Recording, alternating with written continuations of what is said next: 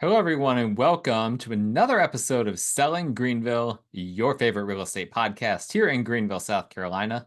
I'm your host, as always, Stan McCune, realtor right here in the lovely area of Greenville, South Carolina. And you can find all of my contact information in the show notes if you need to reach out to me for any of your real estate needs. And just a reminder, as always, please like, rate, review, subscribe to the show. Make sure you don't miss any future episodes. That is one of the only things we ask of you guys. The other thing being that you support Piper Insurance Group. They are sponsoring this episode. They insure home, auto, and umbrella policies. They're an independent insurance agency, so they can quote multiple different carriers to get you the best possible quote. In South Carolina, North Carolina, and Georgia, they can do investment properties, including flips, rentals, ground-up new construction, commercial properties, all of those things. So please reach out to Piper Insurance Group. Also, contact info in the show notes. And get a free quote from them today. I'm very tired today. I just got out of an 8-hour class, which very sadly is only for real estate purposes an 8-credit class, but it's going to be another 8 hours tomorrow. I don't know how they're legally allowed to do this, to cram 8 hours into or cram 16 hours into an 8-hour class. Nonetheless, that's what I'm doing. Last week, I took an accredited buyer's representative class.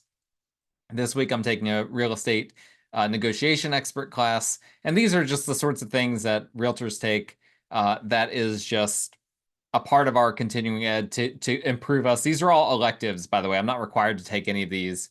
They don't go towards my real estate license in any way. It's just me perfecting my craft, trying to become better at what I do. But I'm tired. I just sat through it literally just ended 9 minutes ago. And I've actually got my desk in the standing position. So if my setup looks a little bit different, or if the lighting is a little bit different or whatever, that's why. I'm just really tired of sitting. But I appreciate you guys tuning in. I just want to, sometimes people just like stories. And sometimes stories are really powerful ways of communicating what's happening, right? And so we've got a lot happening right now, a lot of questions about the market, a lot of questions about what's going on with the hurricane, a lot of questions with what does my business look like? Those are probably the 3 questions that I get the most often and right now. And so I'd like to actually just address these things with you guys by means of a single story from a listing that I currently have. And I think you guys will find this to be quite interesting. So a little bit of backdrop for the story. Earlier this year, an out-of-town investor wanted to sell me a mobile home that he had. He because he wasn't local to the area, he had secured this contract. This is a very common thing, by the way. There's a lot of out-of-town, even out-of-state investors that are trying to farm the Greenville market to try to find motivated sellers to try to get homes under contract. Usually, they end up just wholesaling those homes off to other potential end buyers. But sometimes they will just take them themselves and will just list them on the market as is, or they will flip them, or whatever the case may be. Well, this investor specifically, his first option, he wanted to wholesale it. He reached out to me. I went over there and I went to look at it, took some photos, but we just couldn't really come to a consensus on how the numbers would work for me as an investor to purchase it. And also for him, he's trying to get a cut as well. So it just didn't work out between the two of us. And so he ended up simply purchasing the property himself. Well, he told me, he was like, hey, if you help me out a little bit, just from the standpoint of like connecting me with some people for the rehab, then I will list the home with you. I've had people say those sorts of things, but I play the long game. I should say I've heard people say those sorts of things and not be honest about it. This is someone that I trusted would be honest. And so I went ahead and connected him with some of my contractors, and then just didn't hear back for a while. I wasn't sure what was going on. Really, I knew if he was going to list with me, if he was going to be honest, that I would hear back from him. There's no point in me bugging him about it. He's busy. I'm busy. We're all busy. Well, I finally heard back from him a few months later, and he was good on his word. He said, hey, let's go ahead and list the house. So I went back over to check it out. Of course, in his mind, it's ready to list, but I get over there and I'm going around doing my normal pre-listing walkthrough. And there's still a good bit of finishing touches left. And I went ahead and handled this directly with a contractor to kind of get this over the finish line, communicated with the seller, let him know what was going on. The grass, this is a big lot. The grass was over a foot tall. So that was really high. With the seller's permission, I just went ahead and took care of that with and some other landscaping issues with my own crew that handles that sort of stuff. And the seller wanted to get this home listed ASAP. Like basically, he called me thinking it's ready to sell right now, and was like, "Hey, get the pictures, get it listed. Let's get it on the market in the next day or two." So I got all of that done. I get my photographer out there the next day, as soon as that lawn was taken care of. Not everything on the inside was quite done yet, but it was good enough to take pictures. I got my assistant out there to measure the house. And then once I got those photos and pictures in, I was able to get it listed as, and once, all the touch up on the inside was done, I was able to get it listed right away. I mean, within just a few days of that initial contact that the seller had made to let me know that they wanted to list the home. Now, I just summarized a lot in just a few minutes, but just so you know, that was multiple days worth of work to get to the point of listing the home. And if you're a realtor listening to this, you already know that. If you're not a realtor, that might come as a surprise. A lot of people just think that realtors, when they're listing a home, that it's really a really simple process. You don't do a whole lot of work, throw it on the MLS. That's that. And yeah, there were contractors and other people involved locally, but you have to remember that I was the only boots on the ground that really is seeing this home from a holistic perspective. The owner himself had never even been inside the home. So there's there's an onus on me to kind of be the eyes and ears for the sellers. Oftentimes I'm that for buyers, right? Because a lot of buyers will buy homes sight unseen. If they're coming from out of town, we'll do FaceTime showings. But at the end of the day, they can't smell, what does the home smell like? They can't really get a sense of, okay, oh, the floor is a little wavy here. I think I see some stains on the ceiling that might not come through on the video. Things like that. When it's a vacant home, realtors that are listing the home, we have to be the eyes and ears for the sellers as well. And so that's not to be rah-rah, hear about realtors, but these are some of the values that realtors provide, because I know that there's a lot of people out there that don't see that. So I don't want to just move past it without pointing that out. So anyway, I list the home, as I've told you guys a few times on here before. We're in a weird market. It's still mathematically, numbers-wise, a seller's market, but buyer behavior is abnormally slow, abnormally hesitant, abnormally skeptical, picky, all of that. And there's just a lot of general nervousness in the market, I feel like. People are scared to make a mistake. People are scared to sell for less than their home is worth. People are scared to buy for more than it's worth. All of these things. There's more nervousness in this market than I have ever seen in a real estate market in my entire life. So many people are paralyzed right now, or are acting paralyzed on the basis of how they feel, and just general hesitancy and reticence about what's happening in our economy, presidential election, all of these good things. And one thing I'm telling my sellers frequently is that a bird in hand is worth two in the bush, right? I hate to use cliches like that, but in a market like this, sometimes you just got to take the bird in hand. And we got a bird in hand after we listed the home pretty quickly. An agent right away expressed interest in the home on behalf of their client. I did a little pre-negotiating with this agent while I painted a picture of what I and my client look for in an offer, something that I'd already discussed with my client. And on that basis, this agent went ahead and sent in an offer. Now, the offer is pretty good, but my client was on the fence with it. It wasn't a perfect offer, right? No offer is perfect at the end of the day, but it was strong in many ways.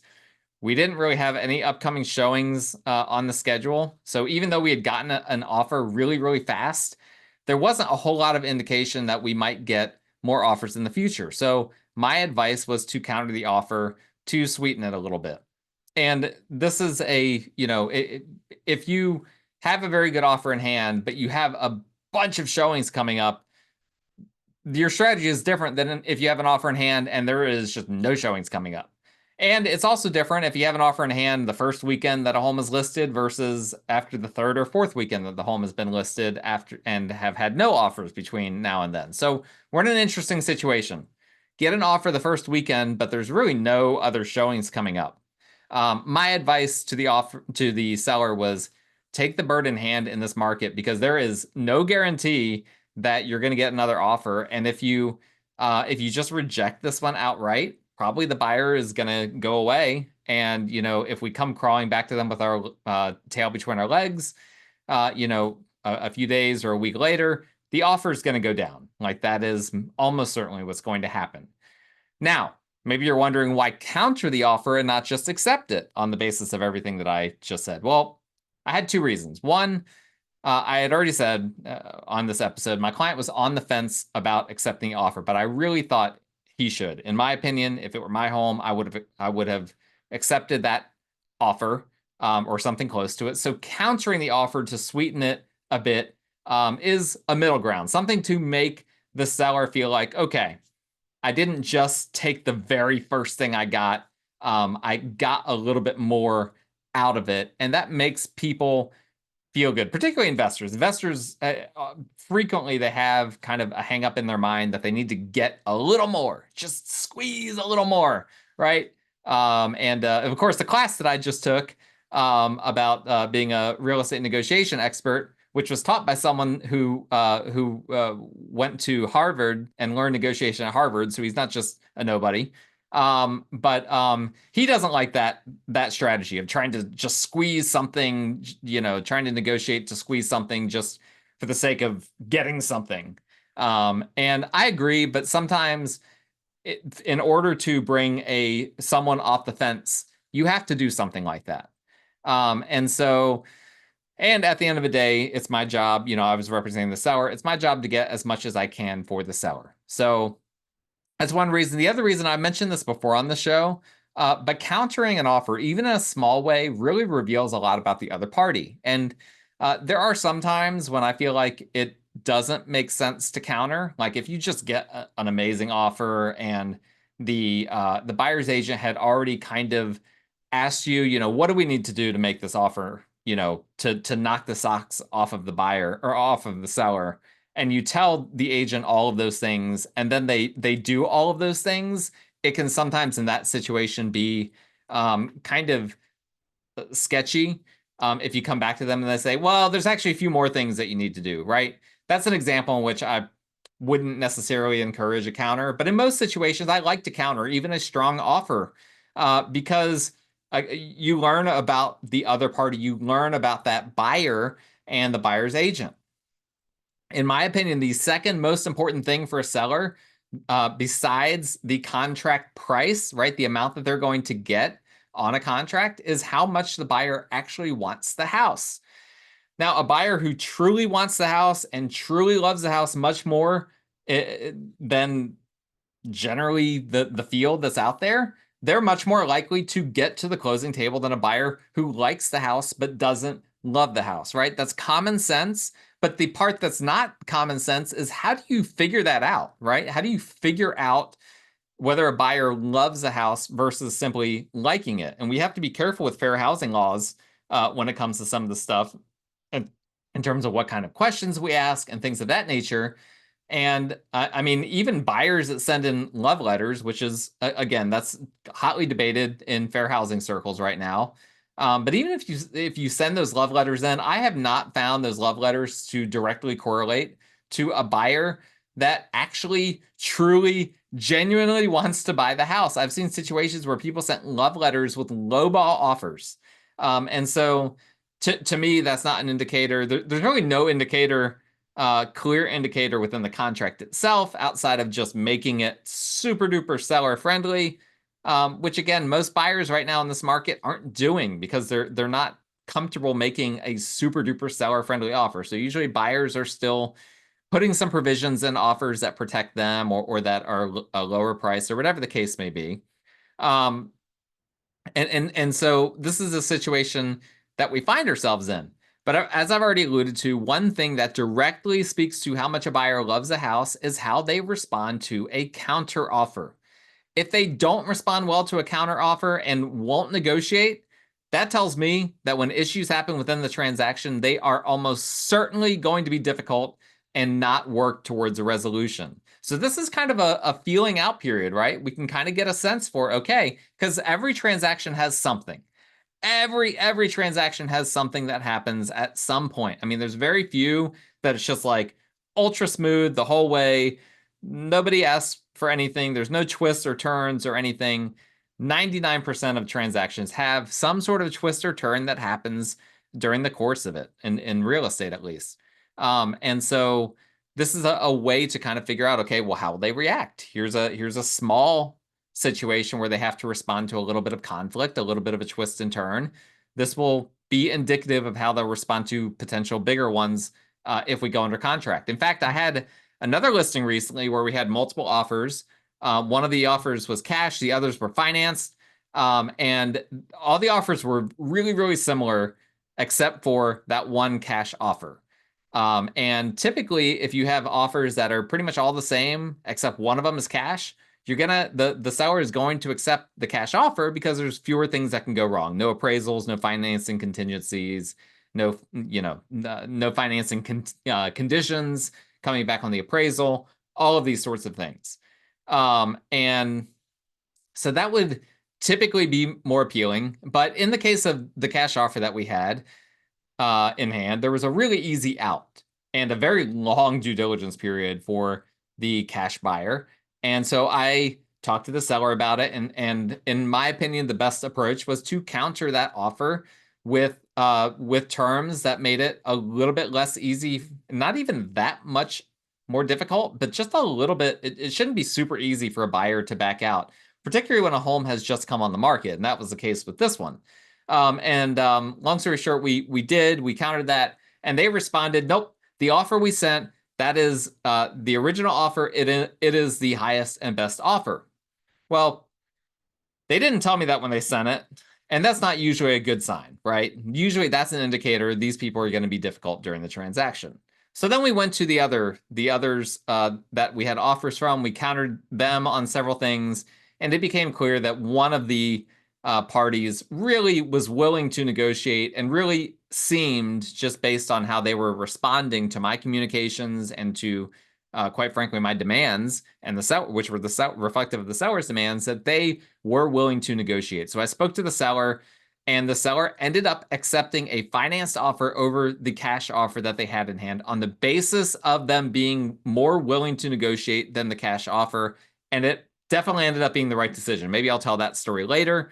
But that's a whole nother story. But to support this strategy, or to give a little bit another example of the strategy, but back to this listing specifically, I now have an offer in hand that we are countering, a financed offer.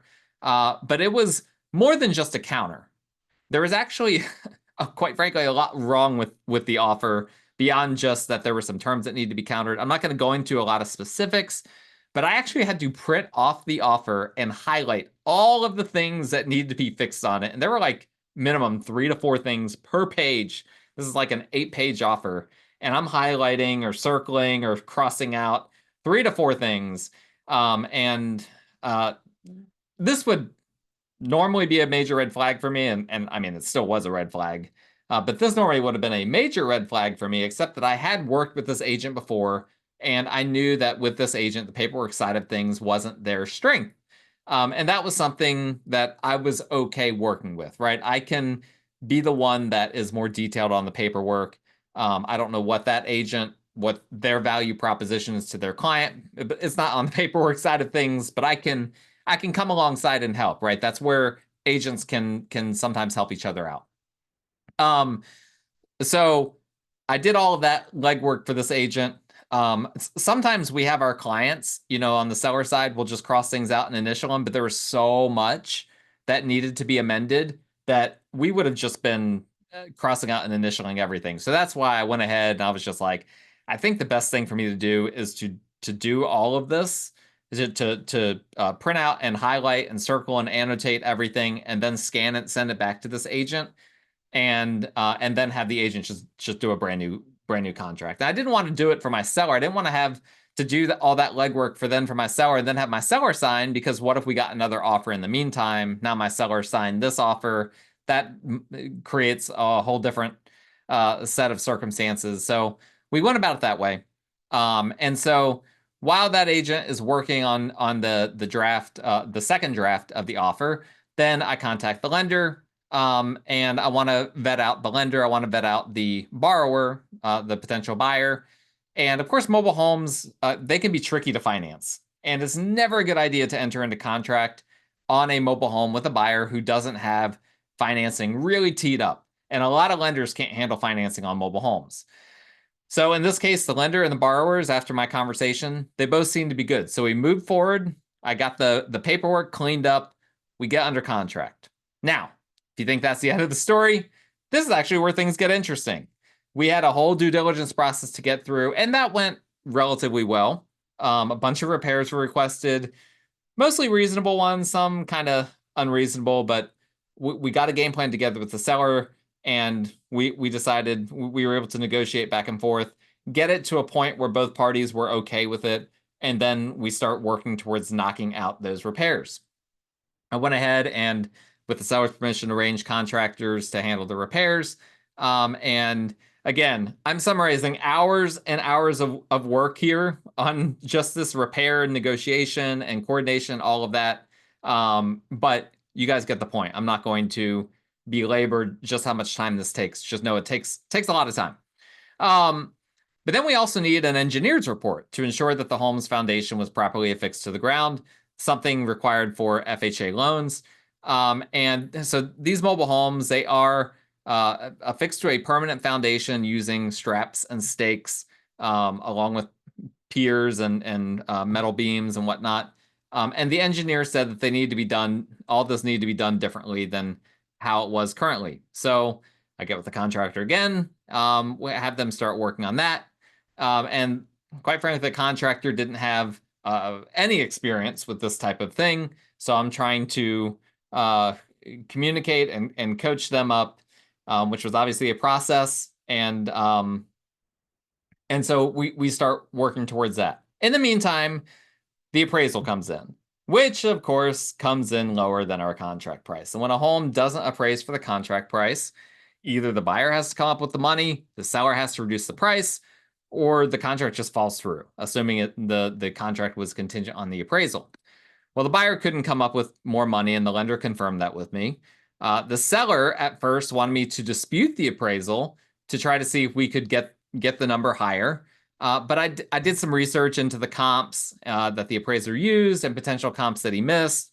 Then I spoke to an appraiser friend of mine who's very good, and we all concluded that it just wasn't worth it. It just was not worth it.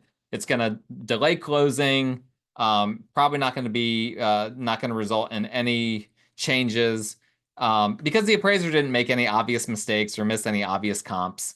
It was one of those that was, all appraisals are subjective, and I could nitpick some of the adjustments that the appraiser made, but at the end of the day, I didn't have a real good case. And my appraiser friend of mine verified that. He was just like, I don't think that you have much of a case here. And so rather than going through that and then delaying closing and going through all of that, we just opted to simply move forward with a lower price, unfortunately. And I should say it's worth noting that the appraised value was almost exactly what I had told the seller prior to listing that the home was worth. But I digress. Okay. Me and the appraiser were basically on the same page here. Now, while we're working on all of this, Hurricane Helene hits. And of course, this throws a monkey wrench into everything. And my first thought is the home damaged? In fact, when I got back on the road after Helene, this was the first property I went to check out because we were so deep into all of these different things. And sure enough, there was a massive tree down in the backyard, but thankfully no damage to the actual structure of the home. Thank goodness. So now we're working on repairs. We're working on fixing a foundation to an engineer's liking. We've already reduced the price. Now we're having to remove a tree on top of on top of everything else. So I'm communicating with all parties to get all of this done. Obviously, now our closing has to be extended as a result of all of this. I mean, every closing has had to be extended because of the hurricane. And as part of the title search on the property, it was brought to my attention that the home had been purchased recently enough that it falls within what we call the FHA flip rule. Basically, if you're buying a home with an FHA loan, the seller can't have owned the home for fewer than 90 days from the effective date of the contract. Well, the seller had, in fact, owned the home for fewer than 90 days. So when we extended the contract because of the hurricane, we actually had to write a brand new contract in order to be FHA compliant. No big deal, right? We're just taking everything we had before and just doing it all over again. But the date of signing is going to be later. So I offered to the buyer's agent to go ahead and help them out by just writing up that new contract myself. Different situation than before because we're already under contract. Now we're just doing a de facto extension just on a new agreement. That agent was okay with that arrangement, so I went ahead and wrote it up. And reminder, we're past all inspections and everything. So obviously I kept the original inspection terms, meaning that the buyer had no more inspections left. And the contract was no longer contingent on any inspections because they were all done, already past the point at which they were supposed to be checked on and all of that. And, you know, we had already agreed on everything up to this point. So everyone signed it. All was good. Then suddenly I get a text a week later from the buyer's agent freaking out that the contract stated that the buyer was past all inspections. Now, I have no idea why they were upset about this since I didn't change anything from the original contract. And additionally, it revealed that both the fact that the buyer's agent freaked out about this a week later, that was revealing to me that the buyer's agent hadn't even read the contract until a week later. And even then, this agent hadn't probably read the contract. There's a reason why it was brought to their attention that we were past inspections. But anyway, it was not a good look for them, and it was a very weird moment. Thankfully, I did not hear again about it, but these are the sorts of weird things that we have in these transactions. So anyway, the foundation work was finally completed. Took a long time. And I had asked the contractor to take pictures of the work because that's what the engineer requested. Well, needless to say, the sub who did the work didn't take the pictures. So guess who now has to go back out to the property just to crawl in the crawl space and take pictures? Yours truly, of course. So I went back out and crawled the crawl space because nobody else is going to do it, obviously, to take pictures of all the straps and piers in the foundation, which is certainly not my favorite thing to do. And I am no expert in mobile homes, by the way. I've had fewer than 10 mobile home transactions in my entire career, which is more than most, probably. But still, in comparison to the dozens of other closings I've had, it's very small. So I'm no expert on mobile homes. I'll be honest about that. But to my eye, the work that was done down there didn't appear to be done correctly. Nonetheless, I went ahead, I took my pictures, sent them to the buyer's agent, hoping against hope that the engineer would sign off on them. Meanwhile, the tree still hadn't been removed, the tree that fell during the hurricane. So I'm talking to my tree guy, who's obviously completely slammed with work from the storm. He assured me that he would be out there soon. Then I get a message from the lender that the appraiser was stating that we needed to purchase a new data plate for the mobile home. Now, if you're not familiar with mobile homes, a data plate is a one-page document that gives you very specific details about the mobile home, details that are required for an FHA loan. They aren't ever supposed to be removed from a home, but unfortunately, when the renovations were done, the data plate, which was inside of a kitchen cabinet, had in fact been removed. Now, I'm thinking, great, I'm going to have to go back out to the home again. And I haven't even gone through every instance where I've gone to the home, but I've by this point been to the home roughly 10 times. And it's not particularly close to where I live, so I really don't want to have to go back out there if I don't have to. But there are certain details that you need in order to be able to order a new data plate. And I wasn't sure that I had those details, but I knew one place where I might, and that was in my photos, because I had taken photos of various things at the home.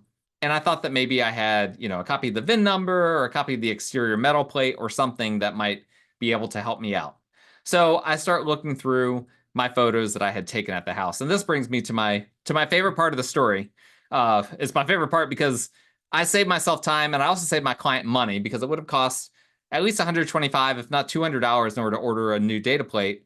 When I was going through my photos, I actually found that all the way back in January, when I was talking to the seller about potentially buying the home from him prior to him renovating it, I had actually taken a photo of the data plate and had completely forgotten that I had done this because it was so long ago.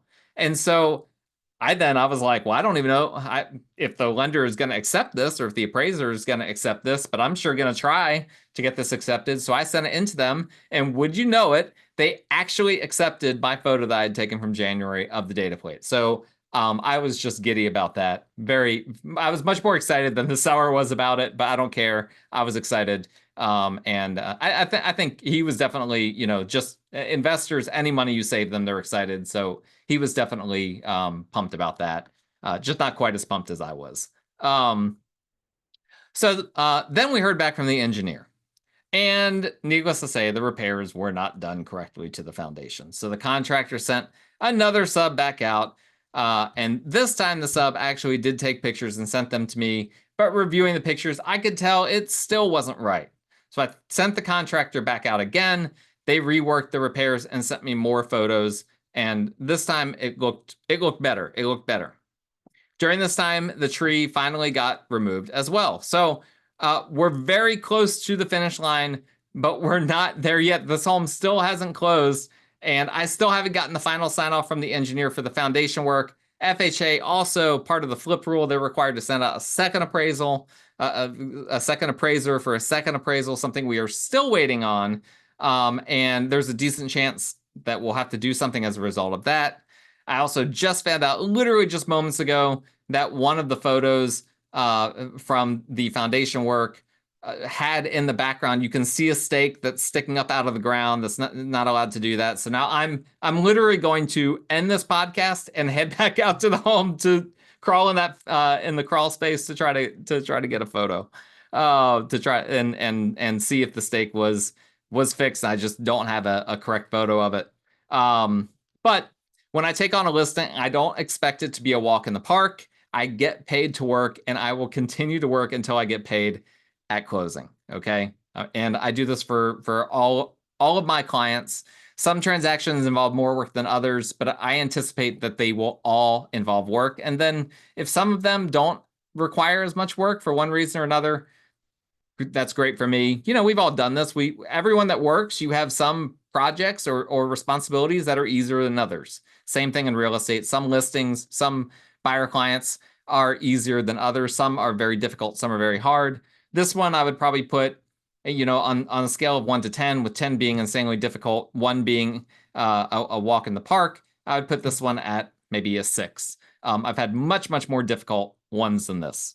And a lot of that is because the seller has been great to work with. The seller hasn't, with all of these little hiccups that we've run into, the seller hasn't caused those to be problematic. So what's the point of the story? Well, I wanted to give you guys a glimpse into my life as a realtor. Of course, many people think this is a simple job, and there are easy days, I've already alluded to, and there are not easy days like any job, but it's far from simple. Let's just get that out. It is far from simple. And if you want to buy or sell a mobile home, here's another reason why I mentioned this story. This is a good look behind the curtain for you at some of the challenges involved in that process. Do not get rid of the data plate. Tell your contractor the contractor will not get paid if they get rid of that piece of paper. And imagine trying to do this without a realtor involved. Again, I'm not trying to do this whole, pat myself on the back kind of thing. But the reality is it's a common trope that people say that realtors who list houses don't do anything more than just put the home on the MLS. And that is simply not true. A good realtor navigates the entire transaction from start to finish, and that's just a part of the job. And I'll be honest, for time's sake, I left a ton of details out. This was the briefest I could make this story because, again, I need to run to a house right now and get in the crawl space. I just took an 8-hour class. I can't do a 2-hour podcast. Y'all wouldn't listen to it anyway. I'm not Joe Rogan. But nonetheless, I hope you found the details that I did include in the story, the way I said it, interesting. If you need to buy or sell a mobile home, let me know because I'm a little bit of an expert now. Maybe I wasn't before, but I'm a lot more of an expert now. And I'd be happy to help you with that or any other real estate needs you have in the Greenville area. My contact info is in the show notes. Piper Insurance info also in the show notes. Please rate, review, subscribe, all of those good things. And we will talk again next time.